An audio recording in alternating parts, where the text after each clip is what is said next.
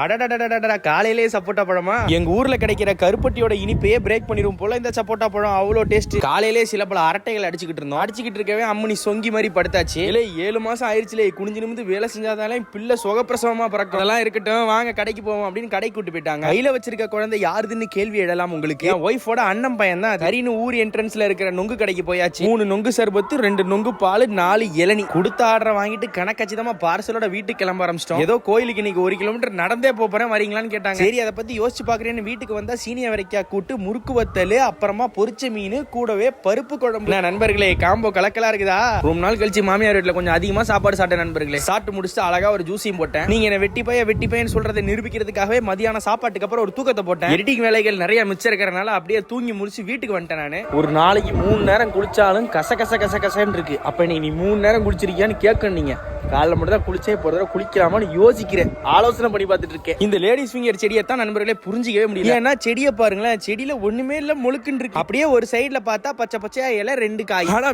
மொத்த செடியும் முழுக்குன்னு இருக்குது. சரி, இதெல்லாம் இருக்கவே என் தம்பி என்ன பண்றான்னு பார்க்க வந்தேன். என்ன ஒண்ணு தவறான நேரத்துல பார்க்க வந்துட்டேன் போல. ட்ரெஸ் மாத்த போறியா? ஓகே.